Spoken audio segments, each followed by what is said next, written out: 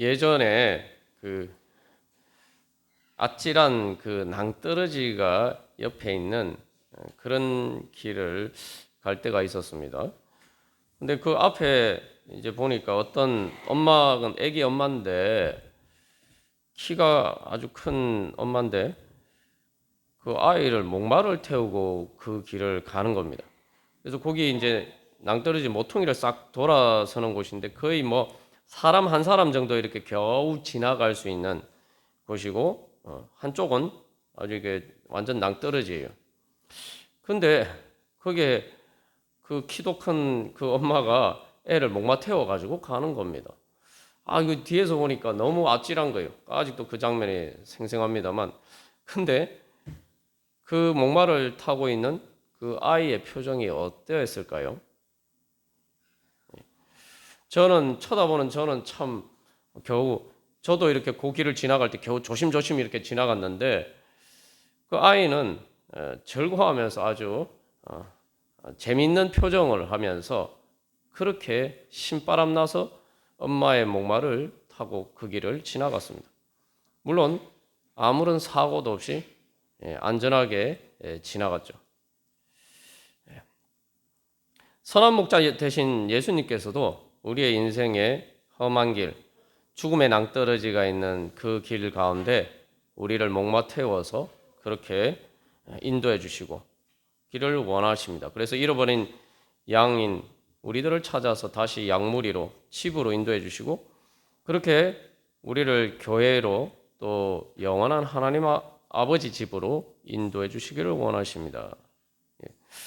여러분 인생길을 이렇게 예수님의 목마 타고 가기를 원하십니까? 하나님 아빠 아버지의 목마 타고 인생길을 가기를 원하십니까? 오늘 예수님께서 부르십니다. 다 내게로 오라. 내가 너희를 쉬게 하리라. 다 내게로 오라. 이 말씀은 바로 잃어버린 양을 찾으시는 바로 그 선한 목자 되신 예수님의 음성입니다. 그런데 이 주님의 음성은 사실은 인간이 타락한 바로 그 순간부터 하나님께서 계속 하신 말씀입니다. 아담과 하와가 범죄한 이후에 하나님께서 제일 먼저 하신 말씀이 무엇입니까? 그들을 찾으시면서 네가 어디 있느냐? 그 어디 있느냐? 뭐 하나님 모르셔서 물으셨겠습니까? 하나님이 찾으시는 거죠. 근데 그 찾으시는 것은 바로 내게로 와라. 그러면 내가 잘못했다 하더라도 내 문제를 해결해 주겠다. 하나님 그렇게 부르신 거예요. 그래서 하나님께서는 아담이 타락한 그때부터 또 지금까지 또 오늘도 예수님을 통해서 우리에게 성령님을 통해서 우리를 계속 불러주십니다. 우리가 이미 예수님 믿고 있는 우리들도 다시 한번 오늘 주님께서 부르십니다. 그래서 쉬게 하리라 말씀하셨는데 쉰다는 게 뭐죠? 안식이죠. 그래서 오늘 주님께서 바로 그렇게 우리를 오늘 또한 주님 앞에 불러주셨습니다. 참된 안식 가운데로 불러주셨어요. 그래서 이제 원래 우리가 지키는 주일은 구약의 안식일에서 유래하죠. 이제 근데 왜 우리가 이제 토요일이 아니라 주일을 안식일로처럼 지키느냐? 그래서 주님 앞에 예배하느냐? 이제 예수님께서는 하나님께서 우리에게 진정한 안식을 주셨어요. 무슨 안식입니까? 바로 죽음에서 자유할 수 있는 안식. 죽어서 안식할 수 있는 게 아니죠. 죽음에서 자유하는 안식. 바로 부활의 그 생명을 주시기 위해서. 그래서 우리가 영원히 하나님 나라에서 안식할 수 있는 그러한 은혜 주시기 위해서 우리를 주님 앞에 부르셨습니다. 그래서 뭐 토요일이나 안식일이 토요일인데 왜 뭐 주일을 일요일을 내 모이느냐 뭐 이렇게 얘기하는 안식교처럼 그런 사람들도 있습니다만 중요한 건 요일이 중요한 게 아니고 예수님을 통해서 바로 구약에서 하나님께서 그 모든 창조의 목적을 이루신 것처럼 그 모든 구원을 완전히 다 이루시고 바로 우리에게 주시고자 하시는 참된 안식이 무엇인지 그래서 우리는 예수님을 믿기 때문에 예수님께서 우리에게 참된 안식을 주신다고 믿기 때문에 우리가 예수님 부활하신 이 주일에 주님의 부활을 기념하면서 우리가 모이는 거죠. 그래서 여러분 오늘도 예배 자리 가운데 나오셨습니다만 항상 예배 자리를 포함해서 우리가 말씀이나 기도나 주님 앞에 나아갈 때마다 항상 그냥 내가 주님을 찾는다 이렇게 생각하시면 안 됩니다. 그렇게 생각할 것이 아니라 예수님께서 나를 부르신다. 하나님이 네가 어디 있느냐? 그리고 예수님께서 내게로 오라. 내가 너희를 쉬게 하리라. 바로 예수님께서 나를 찾아서 부르시기 때문에 내가 그 성령님의 부르심을 따라서 내가 응답하면서 주님 제가 여기 있습니다. 주님 저를 쉬게 하여 주시옵소서. 세상이 줄 수 없는 참된 안식을 주시옵소서. 그렇게 소망하면서 주님 앞에 우리가 나아가면 또 오늘 예배 자리에 가운데 나오면은 주님께서 우리에게 그러한 안식 주실 줄 믿습니다. 근데 이 안식일은 원래 이제 하나님 나라를 상징하는 거죠. 특별히 이제 예수님께서 다 내게로 오라 내가 너희를 쉬게 하리라 이렇게 말씀하셨는데 그 안식에 대해서 예수님께서는 너희 마음이 쉼을 얻으리라 말씀하셨어요. 여기 너희 마음이라고 번역되는데 이 말은 푸시케라는 말로 뭐 성경에서 여러 가지 의미로 쓰입니다. 영혼이라고 번역되기도 하고 생명이라고 번역되기도 하는데 이것은 우리의 생명의 가장 깊은 곳을 이야기합니다. 근원적인 평안을 주는 거죠. 그런 근원적인 평안이 우리에게 주어지려면 어떻게 해야 됩니까? 내가 진짜 죽음의 위협에서 자유할 수가 있어야 돼요. 죽음의 불안에서 근원적인 죽음의 불안에서 우리가 자유할 수가 있어요. 우리가 죽음의 불안에서 자유할 수 있으면은 물론 세상에서 조금 이렇게 마음이 흔들릴 때도 있고 걱정, 근심, 두려움 또 여러 가지 염려나 그런 것들이 있을 수 있지만 그러나 그럼에도 불구하고 우리의 근본 토대에는 바로 영원한 하나님의 생명이 있기 때문에 그래서 우리는 죽어도 살고 그래서 그렇기 때문에 우리는 죽는 것이 아니라 영원히 사는 그런 생명을 가졌다. 그렇게 그 생명이 있다면은 우리가 그 생명 가운데서 우리가 진정한 영혼의 평안을 누릴 수가 있겠죠. 생명이 쉴 수 있는 게 푸시케라는 마음으로 번역된 이 푸시케 말이 그래서 이제 생명, 호흡을 또 의미하기도 하는데 그래서 우리의 생명이 정말 더 이상 불안하지 않기 때문에 죽음의 위협을 두려워할 필요가 없기 때문에 진정한 평안을 누릴 수가 있는 것입니다. 그래서 불안하고 걱정되고 근심되고 또한 뭐 그런 일이 마음이 흔들릴 때가 있다 하더라도 그러나 나무가 태풍에 흔들려도 뿌리가 뽑히지 않는 뿌리 깊은 나무처럼 우리는 그렇게 평안할 수가 있습니다. 그렇게 우리는 하나님 나라를 향해서 자라가고 하나님 나라의 열매를 맺어갈 수 있는 하나님의 의의 나무가 될 수가 있죠. 이게 하나님께서 우리에게 주시는 바로 오늘 예수님께서 내가 너희를 쉬게 하리라. 너희 마음이 쉼을 얻을 것이다. 약속하신 그 약속입니다. 그래서 여러분 주님 앞에 나오실 때마다 오늘 또 예배 가운데도 그 약속을 믿고 소망하고 주님 앞에 나아가시기를 바랍니다. 자, 근데 이제 중요한 것은 우리가 그러면은 어떻게 예수님 앞에 나아가느냐? 예수님께서 약속하신 이런 참된 우리의 생명의 안식을 어떻게 얻을 수가 있느냐? 이게 문제겠죠. 그래서 이게 뭐 예수님께서 약속하시는 중요한 건 이거 내 것으로 만들어야 된단 말이죠. 그래서 우리가 지혜가 있어야 돼요. 지혜. 하나님 나라의 지혜가 있어야 돼요. 예수님을 통해서 주신 그 하나님 나라의 약속을 실제로 내 것으로 만들어서 열매 맺어 갈 수 있는 우리가 그 지혜를 얻어야 돼요. 우리가 그래서 신앙생활하는 겁니다. 우리가 그 지혜가 없으면은 하나님께서 주신 은혜를 제대로 받을 수가 없어요. 왜 우리가 뭐 말씀 보고 기도하고 뭐 또 예배드리고 우리가 교회에서 하는 모든 일이 바로 그 지혜를 얻고 그 지혜가 점점 자라가기 위해서 필요한 거예요. 근데 우리가 과연 그것을 향한 열망을 가지고 있느냐? 세상에 우리가 걱정하고 근심하고 염려하고 두려워하고 모든 그런 불안 가운데 살면서 하나님께서 거기에서 안식을 거기서 자유할 수 있는 그런 안식을 주시겠다고 말씀하셨는데 우리가 정말 그 지혜를 구하면서 주님 앞에 나아가고 있느냐? 우리가 믿지 않기 때문에 예수님께서 그렇게 주실 수 있다는 것을 믿지 않기 때문에 우리가 주님 앞에 그런 지혜를 구하지 않고 그래서 그런 지혜가 없다 보니까 우리가 예수를 믿는다고 하면서도 그것을 제대로 누리지 못하고 있는 것은 아닌가. 우리 자신을 다시 한번 돌이켜 보기를 바랍니다. 우리 지난주에 예를 들었던 그 인생은 아름다워라는 영화를 보면은 사실은 그 현실을 보면 유대인 포로 수용소니까 끔찍한 곳이죠. 정말 지옥 같은 곳이에요. 뭐 우리가 살아가는 삶의 현장에서 그거보다 더 지옥 같은 곳은 없을 것입니다. 그런데 그런 현실 가운데에서 이제 그 아빠를 보면은 그 영화의 주인공인 기도라는 그 사람도 보면은 어떻게 보면 이 하는 행동도 약간 좀 이렇게 코믹하고 그래서 뭔가 이렇게 현명하지 않은 사람처럼 능력이 없는 사람처럼 그렇게 보입니다. 그래서 얼핏 보면은 약간 조금 모자란 것 같은 그런 모습을 보여요. 그런데 뭐 어떤 가장 지혜로운 아버지였다는 거죠.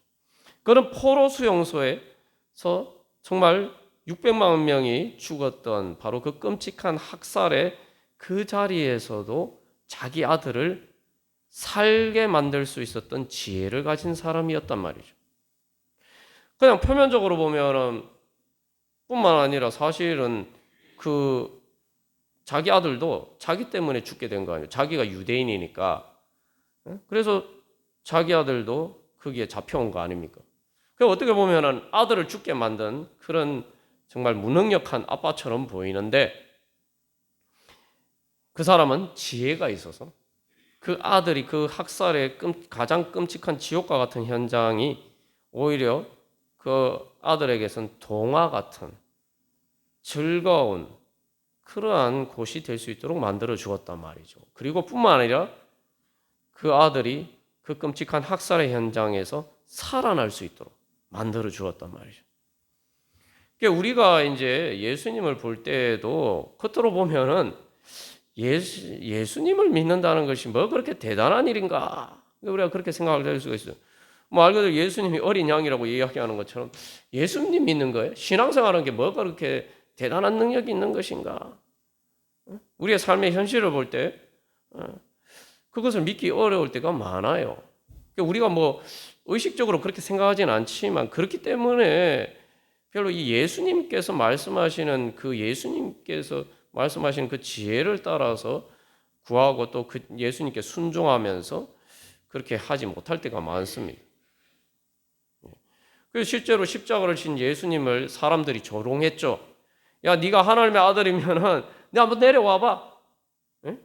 그래서 너도 구원하고 우리도 한번 구원해봐. 막 그런 식으로 막 비방하고 조롱하잖아요. 그죠?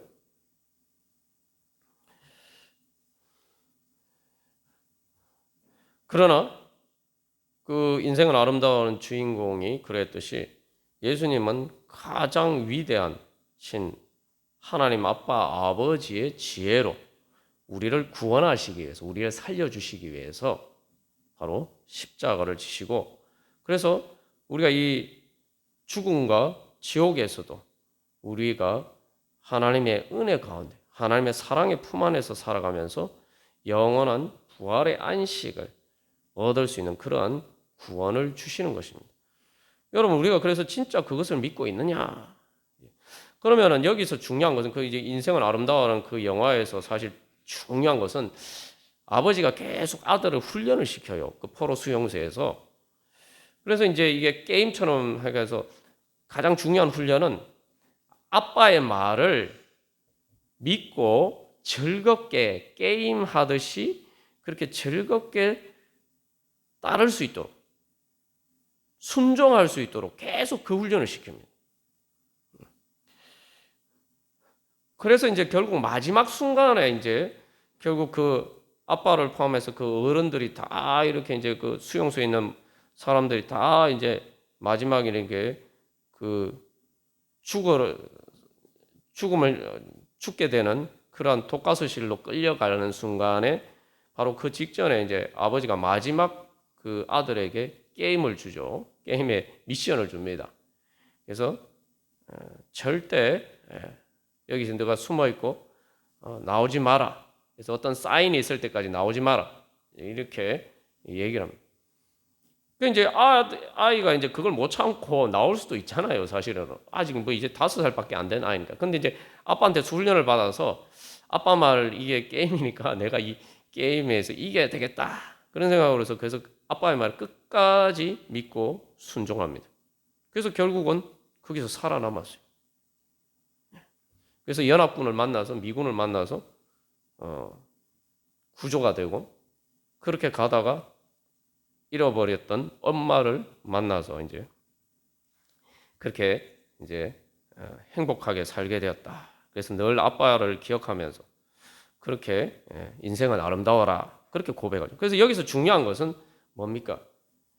그 아빠가 그렇게 아무리 지혜로워도 그 아이가 그걸 따르지 않고 안았으면은 그게 아무 소용이 없는 거예요.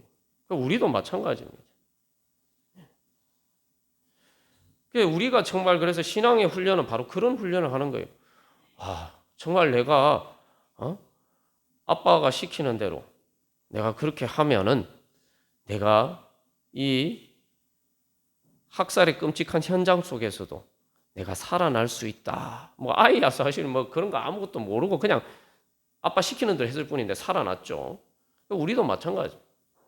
근데 우리가 정말 그렇게 예수님을 따르고 있느냐? 예수님이 다 내게로 오라 내가 너희를 쉬게 하리라 말씀하셨는데 정말 그렇게 믿고 예수님을 부르심에 우리가 따라가고 있느냐? 어떻게 보면 우리가 결국은 그런 은혜를 못 누리는 근본적인 이유는 우리가 그 아이처럼 하나님 아빠 아버지를 믿지 않고 내 마음대로 할 때 하기 때문입니다. 그래서 잃어버린 양이 된 거예요. 잃어버린 양이 등장하는데 왜 잃어버린 양이 됐을까요? 아니 다른 양들은 안 잃어버렸는데 왜 혼자 나오고 됐을까요?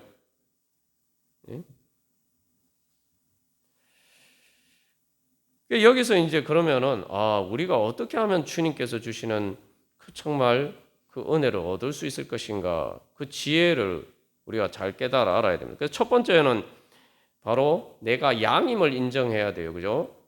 양도 잃어버린 양, 어린 양임을 인정해야 됩니다. 이거 우리가 지금까지 나눈 것처럼 나는 아이라고 인정을 해야 돼요, 아이. 예?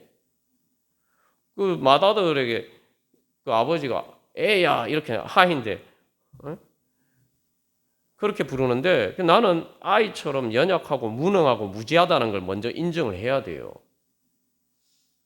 예수님 앞에서 나는 어린아이다, 잃어버린 양이다. 그걸 제일 먼저 인정해야 됩니다. 우리가 마치 지금까지 나눈 것처럼 늑대탈을 쓰고 나는 아닌 것처럼 물론 사람들 앞에서는 뭐 그럴 수 있지만 중요한 건 하나님 앞에서는 우리가 그렇게 서면 안 돼요.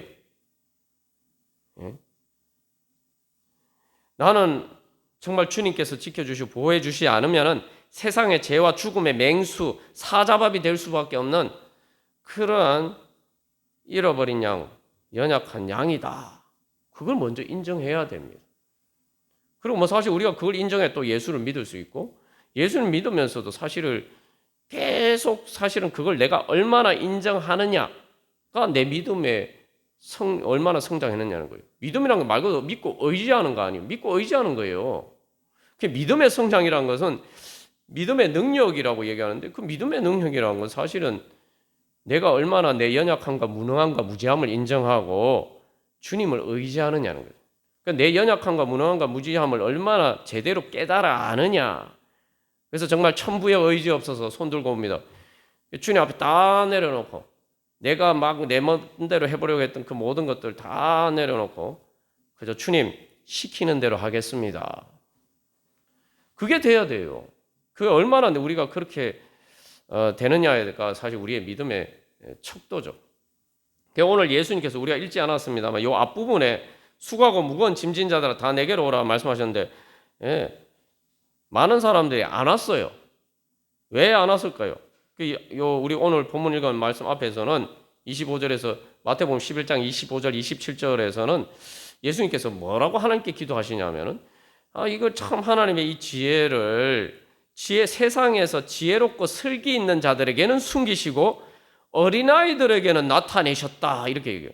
그러니까 이게 무슨 말이냐면은 세상에서 나는 지혜롭고 슬기가 있어서 나는 뭐 예수님께 기도하지 않아도 주님의 말씀을 보지 않아도 주님께 순종하지 않아도 나는 내 혼자 내 힘과 능력과 지혜로 잘 살 수 있어. 그렇게 생각하는 사람들에게는 하나님의 그 천국의 비밀을 숨기셨다. 뭐 하나님 숨기신 것이 아니라 그 사람들이 필요 없다고 생각한 거죠. 예수님의 인도하심이 필요 없다고 생각해요. 내가 잘 갈 수 있기 때문에. 예수님 없어도 잘 살 수 있기 때문에. 그죠? 그러나 어린아이들에게는 나타내셨다. 내가 정말 어린아이와 같은 자라는 걸 인정하고 정말 하나님 아빠 아버지께서 정말 예수님께서 나를 인도해 주시지 않으면은 나는 정말 살 수 없는 다. 그래서 오직 예수님밖에는 살 길이 없습니다. 그런 어린아이들에게는 나타내셨다는 거예요. 그러니까 그런 사람만이 바로 예수님이 내게로 오라, 내가 너희를 쉬게 하려고 말씀하셨을 때 주님 앞에 나아갈 수가 있는 거죠. 그래서 수고하고 무거운 짐진 자들아 이렇게 얘기했는데 나는 내 힘과 능력이 있어서 잘 내가 뭐 좀 수고스럽지는 하지만 내 혼자 이거 잘 살 수 있어.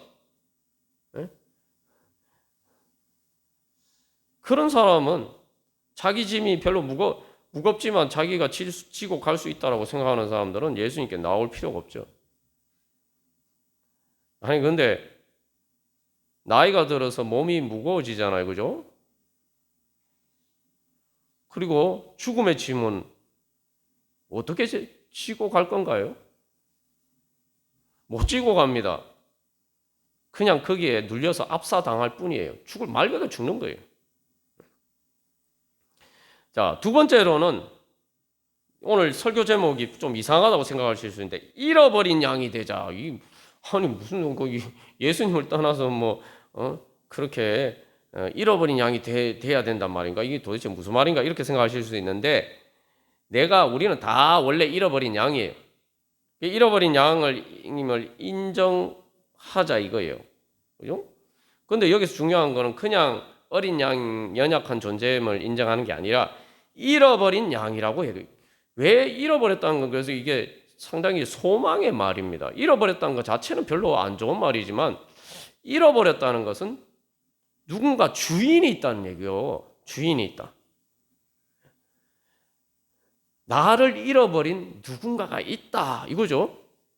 그러면은 내가 잃어버려서 내가 살 길이 없지만 나를 잃어버린 누군가가 있으면 그 주인이 있으면은 그 주인이 나를 찾으려고 하면은 또 찾는다면은 나에게는 가능성이 있는 거죠.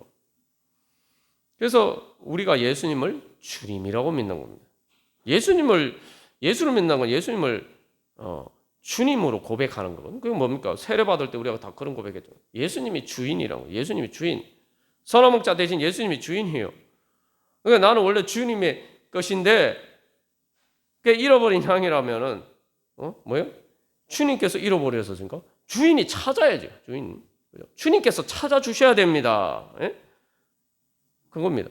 그러니까 우리가 예수를 안 믿었을 때뿐만 아니라 예수 믿고도 우리가 인생길에 사실 계속 길 잃어버릴 때가 많아요. 어떻게 해야 될지 모를 때가 많아요. 그럴 때마다 항상 주님 앞에 나가서 우리가 고백해야 돼요.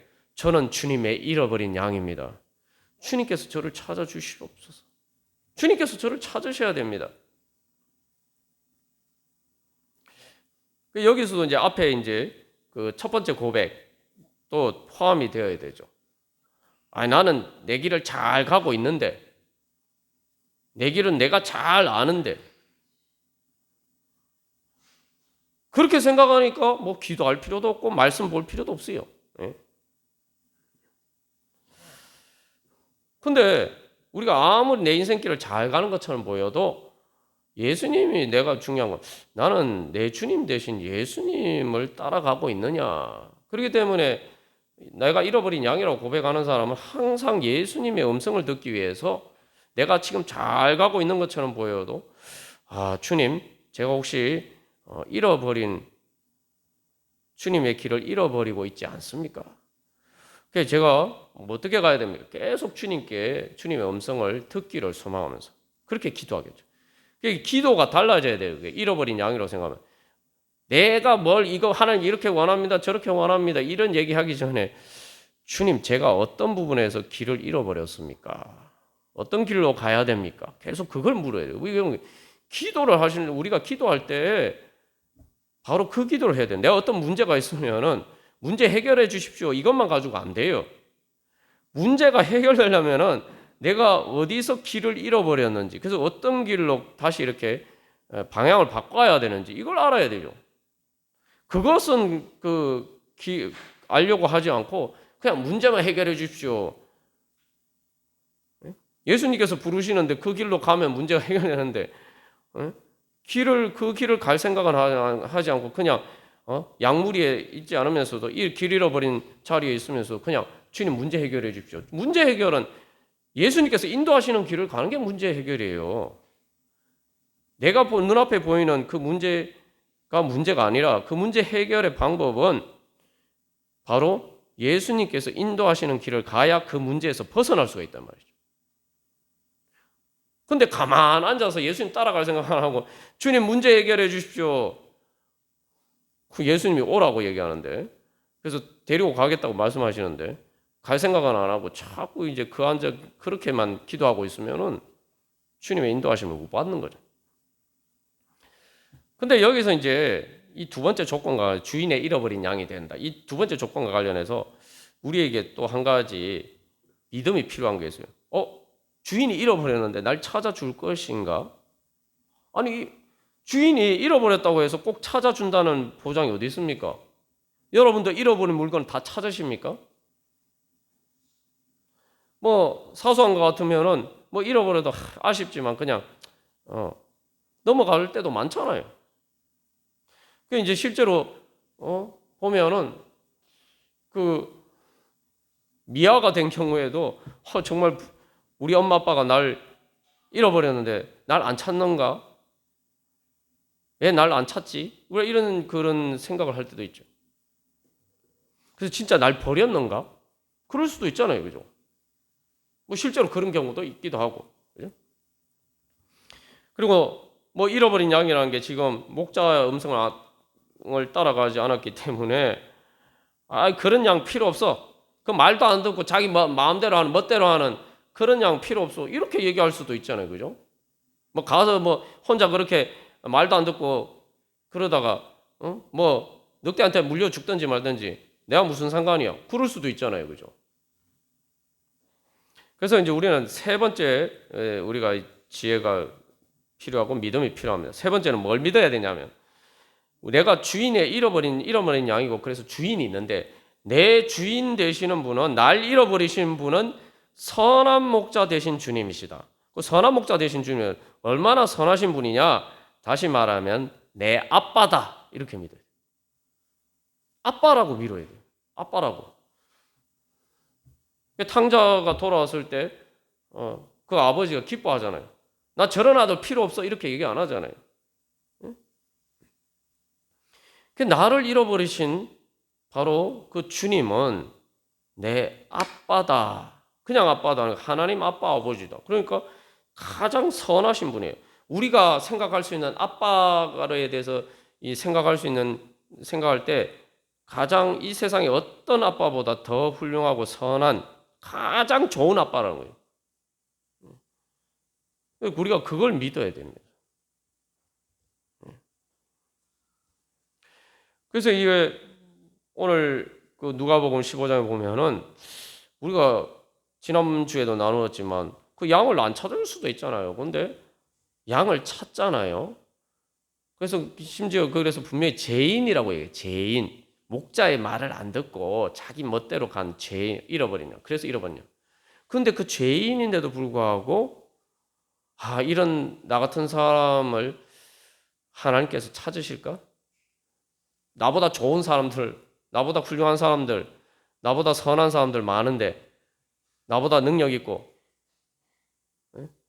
그런 사람들 많은데 굳이 예수님이 날 찾으실까?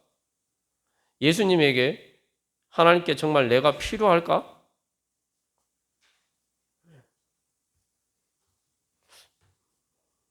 예수님께서 뭐라고 말씀하십니까? 찾아내기까지. 누가복음 15장 4절에서 찾아내기까지 찾아다닌다. 그냥 뭐 찾다가 아유 뭐 이게 못 찾겠네 힘들어서 포기하는 게 아니고 찾아낼 때까지 찾아다닌다. 찾아낼 때까지. 왜 그렇게 할까요? 누가복음 15장에서 우리가 이제 그 탕자의 아버지가 돌아온 자기 아들에 대해서 뭐라고 얘기하면 이 내 아들은 내 아들이니까 찾아낼 때까지 찾아다니는 거예요. 사실 이런 스토리로 이제 사실은 중국에서 만든 그 영화도 있죠. 자기 아이를 잃어버려서 찾아낼 때까지 찾아다니는 아빠의 그 감동적인 사연을 영화로 만든 게 있습니다만 하나님께서 우리를 찾아낼 때까지 찾아다니신다. 포기하지 않고 끝까지. 우리가 그 주님을 믿는다면은 우리는 절대 절망하면 안 됩니다. 어떤 상황에서도 우리는 절대적인 절망을 하면 안 돼요. 하나님이 날 포기하지 않으신다고. 내가 아무리 수렁의 깊은 곳에 있고 도저히 인간적으로 봤을 때 아무런 방법이 구제불능인 것처럼 보여도 내 자신이 봐도 내가 그렇게 보일지라도 하나님께서는 포기하지 않으신다. 그거 믿어야 됩니다. 그래서 키에르케고르가 절망은 죽음에 이르는 병이다라고 얘기했는데 우리가 그 병을 벗어버려야 돼요. 하나님께서는 끝까지 포기하지 않으신다. 근데 왜 내가 내 자신을 포기합니까? 하나님 포기하지 않으시는데. 이건 우리 자신에게도 마찬가지고 또 우리가 다른 사람들을 위해 영혼들을 위해서 기도할 때도 마찬가지. 찾아낼 때까지. 그래서 뭐 여러분의 그 성 어거스틴 같은 경우에 이제 그 어머니 모니카가 자기 아들을 위해서 기도하는데 이 아들이 뭐 허랑방탕하게 산 건 아니에요. 우리가 종종 어거스틴 하면 허랑방탕하게 살아 때리는데 허랑방탕하게 산 사람이 아니에요. 쉽게 말하면 그때 당시 로마 제국에서 있던 자기 나름 출세하고자 그러니까 전형적인 엘리트 코스를 밟아간 사람이. 그런데도 그러면 보통 부모들은 뭐 우리 아들이 저렇게 잘 나가니까 이렇게 생각하고 말았을 텐데 이 어거스틴의 어머니는 그 아들이 아무리 세상에서 잘 나가도 예수님을 믿지 않기 때문에 견딜 수가 없는 거예요. 우리 아들이 죽는데 어떡하나. 저러면 죽을 텐데. 구원 못 받을 텐데. 저렇게 뭐 세상에서 잘 나가는 게 다 무슨 소용이에요. 그래서 끝까지 포기하지 않고 기도합니다. 얼마나 포기하지 않고 자기만 기도할 뿐만 아니라 막 또 그 우리식으로 하면 이제 자기 교회 담임 목사님한테 가가지고 제발 우리 아들을 위해서 기도해 주십시오. 막 맨날 그렇게 쫄라대는 거예요. 그러니까 그때 당시 이제 감독이라고 했는데 당신처럼 이렇게 아들을 위해서 이렇게 포기하지 않고 기도하면은 이렇게 눈물로 기도하는 기도는 하나님 반드시 들어주실 거니까 더 이상 걱정하지 말고 너무 그렇게 쫄라대지 말라 이제 이런 얘기를 했다고. 실제로 어거스틴은 회심하게 되는데 정말 기적적인 은혜를 통해서 주님의 부르심을 듣고 예수님을 믿게 되고 오늘날 성 어거스틴이라고 이야기를 하죠. 그래서 오늘날 많은 기독교 교리에 중요한 기초를 놓은 그런 사람이 됐어요. 중요한 거는 그래서 우리가 이제 하나님이 우리를 그렇게 찾으셨고 또 그렇기 때문에 우리도 포기하면 안 돼요. 그렇기 때문에 또 우리를 통해서 다른 사람들을 그렇게 찾으신단 말이죠. 그러니까 우리도 포기할 이유가 전혀 없습니다. 우리가 그걸 믿어야 돼요. 그래서 이 선한 목자 되신 주님이라고 믿는다고 할 때 오늘 마태복음 11장에서 말씀한 것처럼 예수님은 마음이 온유하고 겸손한다. 예수님이 그렇게 말씀해요. 우리가 우리의 주인 주님 대신 예수님은 선한 목자 되신 예수님과 우리 아빠와 같은 하나님 아버지의 마음으로 우리를 찾으시는데 그분은 마음이 온유하고 겸손한 분이다. 우리가 이걸 믿어야 돼요. 그게 이제 우리의 주님이 아빠와 같은 분이다라고 할 때 구체적인 이제 믿음의 내용이에요. 그 어떤 아빠냐? 그래서 이 예수님은 그래서 뭐예요? 내 대신 십자가를 지신 예수님이죠. 그래서 우리가 여기 지난번에도 요 말 저기 화면을 봤습니다만 요렇게 양을 메고 갈 때에 이런 식으로 어깨에 메고 여기 이렇게 돼 있죠. 그죠? 이렇게 어깨에 메고 이렇게 잃어버린 양을 찾아서 목자가 갑니다. 그죠? 이게 이 그림을 보면 여러분 무슨 생각이 드십니까? 양이 어깨에 메어 있으니까 양의 모든 것을 다 목자가 메고 있죠. 뭐 양의 어떤 양에 막 이렇게 저기 목에 줄을 해서 끌고 가는 것도 아니고 어떤 한 부분을 끌고 가는 것도 아니에요. 말 그대로 양의 모든 부분을 자신의 어깨에 메고 집으로 돌아간다 이 말이죠. 그게 뭡니까? 우리 자신을 예수님께서는 그렇게 어깨에 메셨어요. 여기 이제 보면은 이 그림을 보면은 이렇게 되니까 이 목자하고 양하고 거의 완전 딱 붙었죠. 이 양을 보면 양이 목자와 모든 부분에서 완전 밀착했잖아요. 그래서 사실은 한 사람처럼 그렇게 이제 저렇게 메고 가는 거예요. 예수님께서는 그렇게 우리를 자기 자신처럼 사랑하셨다. 그러니까 찾을 수밖에 없어요. 우리를 포기하신다는 거는 자기 자신을 포기하는 거예요. 자기 생명을 포기하는 거예요. 그렇기 때문에 예수님이 자기 생명을 우리를 위해서 포기하신 겁니다. 우리를 잃어버리고 찾지 못하면은 자기 자신을 잃어버리는 것이나 마찬가지이기 때문에 우리 없이는 살 수 없다는 거예요. 그래서 예수님이 자기 생명을 포기하신 거예요. 그렇게라도 우리를 찾으셔야만 사실 수 있다는 거예요. 그게 바로 부활입니다. 찾아야 살 수 있고 내가 찾지 못하면은 나는 살 수 없다. 그게 예수님의 십자가 부활입니다. 십자가 부활의 의미가 그거예요. 우리가 예수님을 믿는다고 할 때 하나님이 우리에 대한 마음이 어떠한가? 바로 그 마음을 봐야 됩니다. 그래서 29절에서 나는 마음이 온유하고 겸손하니 우리가 예수님을 통해서 하나님 아버지의 그 마음을 봐야 돼요. 그 마음을 공감하고 그 마음이 내 마음에 꽉 차야 돼요. 그래서 예수님께서 왜 내 모든 죄와 모든 짐을 자신의 것처럼 지고 가셨는가? 바로 거기에 있는 거예요. 그러니까 어떤 마음으로 십자가를 지고 가셨냐? 온유한 마음으로. 온유한 마음이 뭐예요? 온유하다는 건 이제 아주 쉽게 알려는데, 저기 탕자 잘못하고 돌아왔잖아요. 너 왜 그때 내 말 안 듣고 그래가지고 저기 이게 지금 꼴이 이게 뭐냐? 막 이렇게 얘기할 수도 있잖아요. 그러니까 이 탕자 아버지 전혀 그런 얘기 안 하죠. 그러니까 우리가 이 탕자도 아버지한테 돌아갈 때, 아유 내가 이렇게 돌아가면은 아버지가 날 받아주겠나? 아유 막 그냥 아버지가 날 안 받아줘도 그냥 품꾼이라도 대접해주기를 내가 그렇게라도 한번 구해봐야지. 예? 그렇게 간절하게 매달려봐야지 이렇게 생각했는데 아버지는 전혀 그런 거 없어요. 그게 온유하다. 잃어버린 양, 너 왜 내 말 안 듣고 이렇게 됐어? 이렇게 얘기하지 않고 중요한 건 일단 살리고 봐야 되잖아요. 예?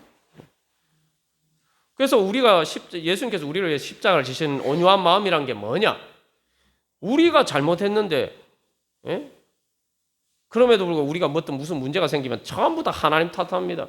하나님이 왜 이렇게 하셔? 왜 이런 일을 일어나게 하시고 왜 이렇게 만드셔서 전부 다 그렇게 해요. 거기에 대해서 예수님은 온유한 마음을 가지기 때문에 어떻게 응답하시냐? 그래. 네가 그렇게 생각하냐? 그럼 내가 책임질게. 그건 내 책임이다.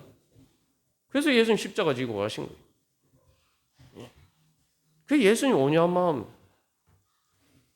그래서 예수님께서는 마치 양을 어깨에 메고 가신 것처럼 우리의 모든 짐을 지시고 십자가를 지고 가셨습니다. 우리가 이제 계속 우리가 살펴보겠습니다만 내가 정말 예수님을 그렇게 믿고 있느냐? 우리가 아직도 제대로 믿지 못하고 그 선한 목자 대신 하나님 아빠 아버지의 그 온유하고 이신 마음을, 나를 향하신 그 사랑을 아직도 제대로 모르고, 그래서 아직도 우리가 주님의 음성에 귀 기울이지 않고, 내가 안식을 원하지만 참된 평안이 없지만 계속 아직도 하나님 아버지 앞에 나가지 않고 예수님 앞에 나가지 않고 아직도 내가 길 잃어버린 양처럼 세상에서 헤매고 있지 않는가? 나는 정말 오늘 이렇게 예수님을 믿고 있느냐? 하나님을 믿고 있느냐? 우리 자신 돌이켜보면서 주님, 제가 그런 믿음으로 주님 이제 예수님의 목마타고 인생길을 걸어갈 수 있는 그런 하나님의 자녀가 되기를 원합니다. 우리 그렇게 결단하시면서 한 주간 기도문 우리 교독하고 같이 기도하겠습니다.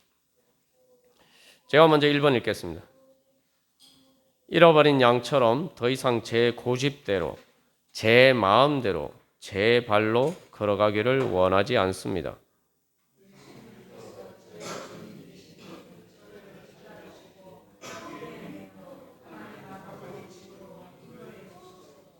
예수님께 제 모든 것을 맡기고 자유하게 하소서.